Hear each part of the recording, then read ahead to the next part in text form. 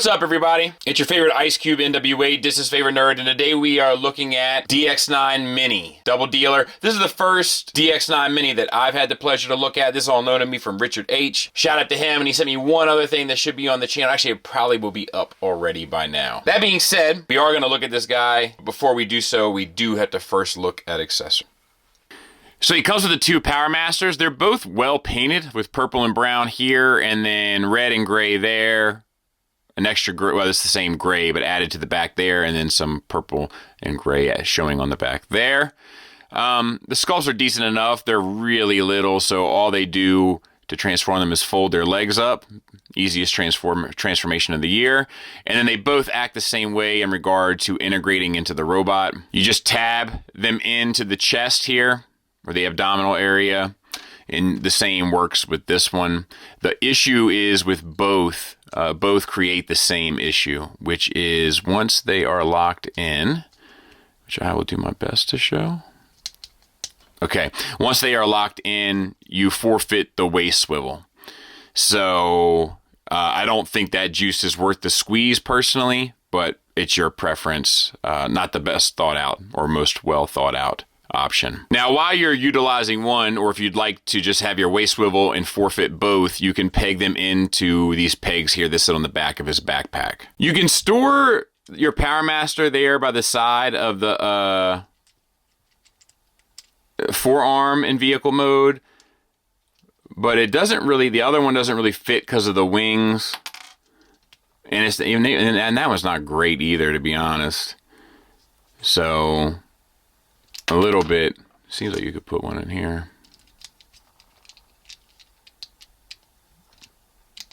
I don't know. Not the best. Not the best. The accessories don't integrate extremely well into this alt mode. And then, of course, you get his like signature rocket launcher. It splits into two pieces. It's completely painted silver. This piece has this section here. You can see there's a female, and on his backpack is a corresponding male. And if you connect that, you can have that on his shoulder. Little bit of a tight fit, probably due to the paint on both, but then the rocket will articulate. The remainder piece also has a peg, which you can utilize for his hand, and now he's fully armed and operational. As far as integrating this into vehicle mode, the head is connected to this neck flap. The neck flap needs to be facing vertical, and you're looking for that female slot there to make the connection. And it's a little bit of a challenge, but not undoable, right? But then even once it's in, it kind of like, you don't really get the articulation out of it because this beats up against it. It's not the best, I'll just be honest. To use this in bird mode, you have two grooves here. Just sink it into the backpack and slide it forward, and that's how the bird will get his groove back. And we'll get in tight on the head sculpt for Dennis, and I think it's pretty good. The plastic choice for the face, I'm not sure lends itself to the details, and the lips are perhaps a little overpronounced, but overall I think it's okay. The head is on a ball peg. The ball peg is connected to a piece that hinges, so you get a little bit extra up. You get okay down, swivel, and a little bit of attitude. The eyes are painted, everything else is base. Let's back out just a taste. Shoulders. Universals for shoulders, it gets you up past 90 degrees. This turquoise here is completely painted. 360 around. No butterfly. Bicep swivel, double jointed elbow. We have the bicep's a little wonky. Like it sways a bit, doesn't lock quite in place, seemingly. And then you have a little paint accent here. Wrist swivel. Same for the other side. Chest, the two shades of blue as well as the red are painted, and they look sharp as a tack. Actually, this gray may be painted as well. It's really beautifully decoed, especially for a Legends class figure. You get a waist swivel. It's not a full waist swivel, but I think it's more than enough to get you what you would need. No ab crunch, which is interesting. It seems like there should be. Back out a taste. Hips. We have hip skirts. Let's get those out of the way first. 4 universals. They get you out to there, so not the full Van Damme, but probably more than you would ever need. And you just get a lot of forward, no real backward, which is okay. Thigh swivel fully painted thighs. Double jointed knee that gets you the full run, fully painted lower legs, to include the red and yellow on the tires, which is a really nice touch, and the red accent along the side there. Really nice touch. And then there he is from the back. Pretty clean. Let's do some size comparisons.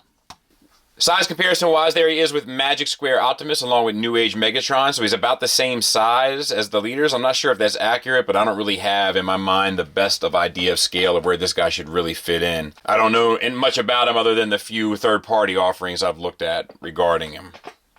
There he is next to Iron Factory Tarn. So a bit taller than your Iron Factory leader scale. And I say leader, lowercase l, scale robot. So once again, I'm not exactly sure how that's supposed to fit in. And if we respect nothing else, we respect tradition. There he is with the old school Iron Factory scale blaster and a Hasbro Stunticon. Let's get him transformed. So we'll do the easy part. Take the hand down, flip it in, put it back.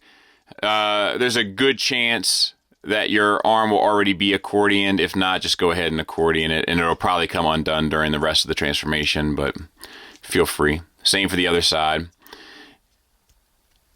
And rock the arm down. All right. So then we have to open up this backpack here and get these wings out and about. As you move them to the front, you won't get the clearance, so you'll have to move these pieces in of his chest. And we just need to get these wings to the front to move the shoulders, really. And we also can extend, the waist here.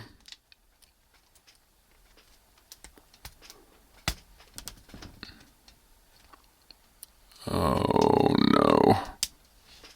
I got it. It really sucks. And like, I guess you can use that as an ab crunch. I would say that's being very generous. It's not meant to be untabbed. So I'm not going to consider it an ab crunch. You can, though, if you so desire.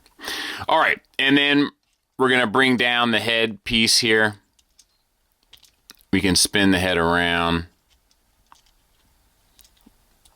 Spin this piece. Actually, there's something here to these pieces, but I don't think you do that yet. All right.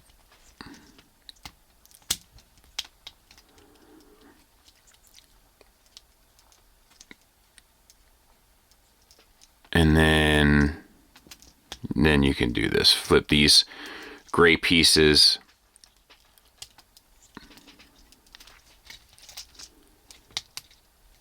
towards the center on both sides. And then you can tab the head in down here. And we'll pause there for a second. So now we're going to take the shoulders and slide them back, and then we're going to rotate them forward, making sure these chest pieces are up once again. Same on this side. We're going to slide the shoulder back and then rotate to the front, and then we're going to collapse bird wings 1, bird wings 2, and then close our backpack back up.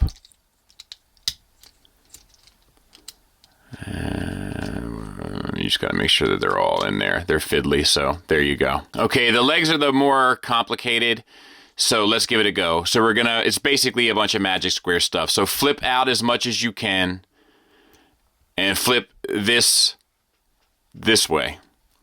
And then you want to flip the foot. Oh, I should show you the ankle articulation. It's all on the foot. You get ankle tilt down, slightly up, and then the rocker. I forgot to mention that. All right.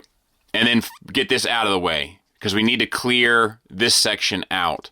And then you can flip this up and over. And I even think it's supposed to sit with the toe facing inward. All right. So then this piece rotates 180 degrees as well. And it dovetails typical Magic Square, modern Magic Square stuff into that section. And I think that's it. Let's give it a shot. So I feel like I missed something. We'll try it. So rotate this piece around. You'll notice that that section will fit in that cavity. This section will come down, and this section will pull around. Oh, I got it wrong. It's hard to say oriented. And fill in.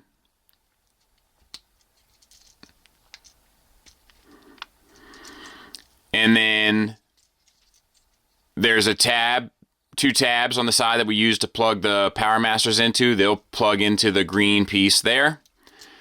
And then this section comes down and tabs into here, I believe.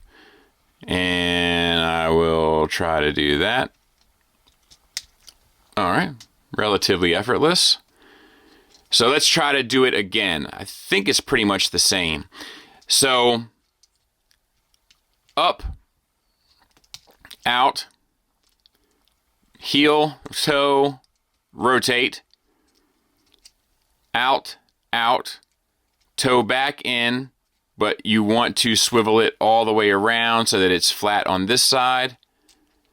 And then we want to rotate inward, kind of combiner warsing it, to be honest. What did we do? Oh, we forgot to rotate the one piece down. So let's get this back out. So bring it in. This piece comes over. Got it wrong again. Fills in, tabs in. These 2 sections tab together.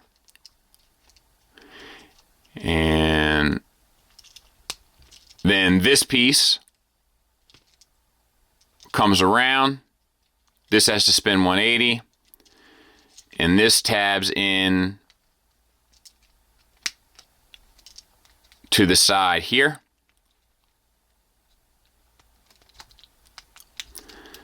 Which I cannot get. Oh, I see why.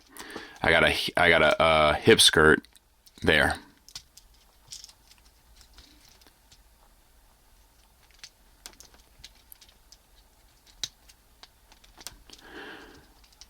All right.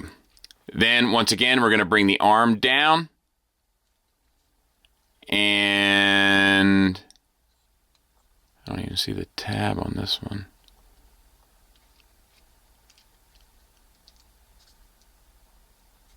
Wonder if I missed something. Oh well, we're gonna sit there. I'll take a look at it, and then we're gonna flip these pieces up on both sides of the tracks.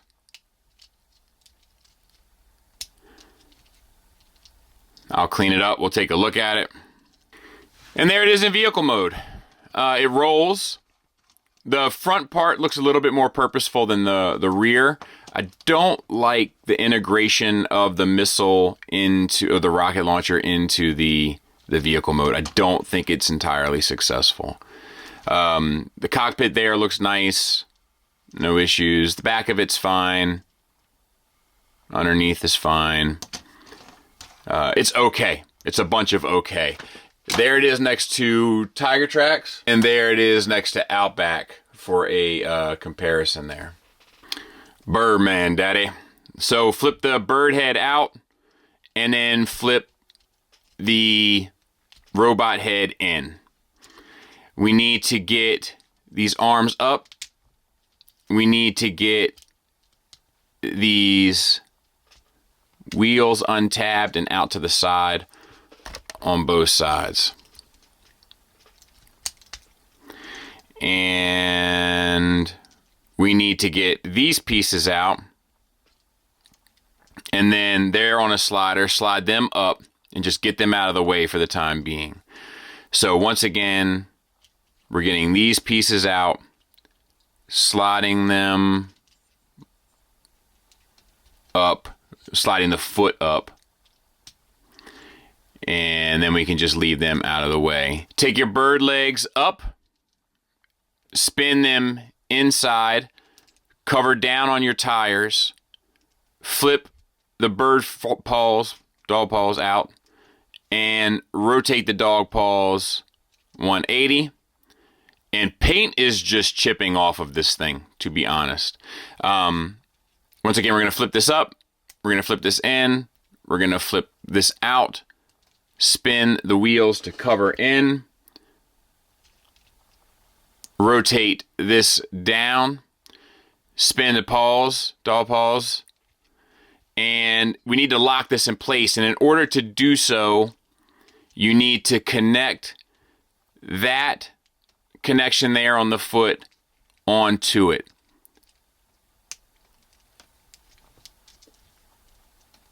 And it's painted and not necessarily tolerance to handle the paint. So I'm going to do the best I can here on camera, but it should be pretty self-explanatory in hand. It's pretty easy. You just rotate this up and then fold it over.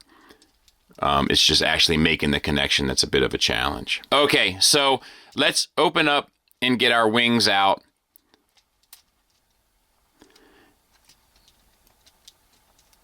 And then we need to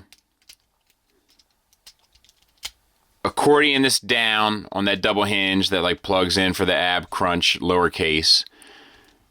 And then align it with our backpack so that the backpack closes down. Oh man, I got these wings jammed up in there. But as you can see, the backpack closes down and clips in underneath here, and that will solidify the body of the bird. Okay, then for the arms, that same joint that's kind of troublesome with the bicep, you can use that to sort of pull down on the shoulder and then rotate up.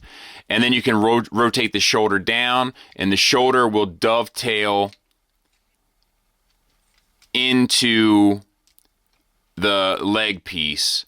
It's a little bit hard to keep the structural stability, but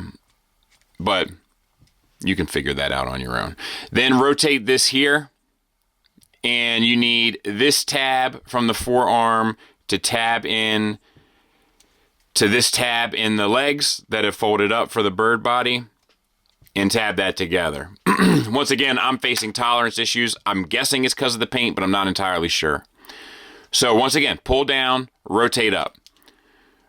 Get this bird foot out of your way. Rotate the shoulder down. Dovetail it into the section of the robot that have rotated up. Then you want to rotate at the bicep so that the painted part is showing. Use your double jointed elbow along with that wonky bicep joint to find this male into this female and secure it. And then lastly, sort your wings, rotate them up and out, and then use this bottom piece to fill in at the bottom. You know, and then you can utilize all of them to kind of get the job done as best you can. This one's actually a little strange, isn't it? But I guess it's like that. Same on this side. I'll clean it up. We'll take a look at it. And there it is. And I actually think it's okay. You had to kind of sit them against the claws and the bottom of the legs to get them to balance. If you try to just use the bird paws, you're gonna be a sad panda. But once you use that part, I mean, if you just take a little bit of time and effort, I actually think I like this better than I like the tank. The tank, the front half looks great and the back half looks unfinished. This looks more realized to me, but I don't think this is great either, mind you. The bird wings flap, you know, and then they can kind of rotate forward and back. And then the head goes up and down. Beak is painted, eyes are painted. The leg articulation here is there, but kind of useless. I have some, I think, funny final thoughts on this that we will get to here shortly. But let me give you a couple size comparisons real quick. Let me get them balanced there again. Okay, so we have them, of course, with your famous or infamous Tiger Tracks. And then, of course, once again, with your famous or infamous Outback to hopefully give you some sort of an idea. Final thoughts wise, we'll start with the negatives. The biggest negative is that once you utilize the Power Masters, I think they're Power Masters, you lose the waist swivel. That to me is the biggest issue with the robot mode. The Power Masters are kind of a defining thing with them, so it's a pretty big piece of articulation that you have to give up in order to utilize them. The biceps, where they connect with the shoulders, are a little wonky donkey. Not the biggest deal in the world, but it does take some extra sorting. There's connection tolerances that cause some issues due to the layers of paint, but I'll take that for the paint. The feet are a little wonky. The hips are a little wonky because the hip skirts get in the way. And then how the pieces that are sculpted underneath the hip skirts kind of affect the universal joint getting out at 45-degree angles from the base. Not the biggest deal in the world. Once again, just something worth noticing or worth pointing out. And because of how well this guy is painted, the lack of paint on the head sculpt stands out too, in my opinion. I actually think that both of the alt modes are fair. I prefer the bird mode over the tank mode, but I think the tank mode is close enough. It's great, the bottom half. And I think the upper half is close enough, but I just don't like the way that the missile integrates into the tank, and the arms kind of seem unfinished to me. But the bird mode legs don't hold them balance-wise either, you know, so neither of them are perfect in that regard. Don't get me wrong. Don't look for perfection here. I'll be honest with you, this feels like a Magic Square figure with some better materials and some paint, but that Magic Square didn't want their name attached to. That's like the vibe I get from this. It's like they're able to write it off on Dx9. Because like the engineering feels like Magic Square, some of the tolerances, the dovetails, all that kind of stuff feels like Magic Square. The unfolding flaps that need flipping feels like Magic Square. It just feels like better materials, but we just saw that Magic Square Ironhide with better materials. So I don't know. I'm interested to see how this relationship pays out with Dx9 and Magic Square, because I do think there's something interesting going on here that I'd like to keep tabs on. But yeah, I mean, either one of the alt modes are spectacular, but I don't think either one of them are awful either. The issue comes down to tolerance and stuff, and that might have to do more with the paint. I see that there's another version out there that's not painted. I don't know if this is some sort of premium edition, but this one's definitely painted for what it's worth. Moving on to the positives, I think the paint is astounding. I think the sculpt is good. Couple little places where it gets weird, but overall, I think it's good. Definitely feels like a Magic Square figure with better materials and paint, but I guess that makes sense. It comes with the appropriate accessories. The build is fair. It's not exceptional, but it's not bad. The materials are fair. Like, there's better materials than the Magic Square, but there's also your kind of standard, more nylon feeling materials as well. So it's a blend, but that makes it feel better overall. And like I said, I think the thing that kind of has best going for it is that it's relatively successful in all three modes, and it feels like Magic Square, but slightly more clumsy, slightly more awkward, but better paint, better materials. So I think if you like Magic Square figures, you'll probably be fairly impressed with this, and I kind of think it's slightly above average for a Legends class figure in today's days and times, I guess. So I hope that helps. Thanks for listening. Thanks for watching. Until next time, take care.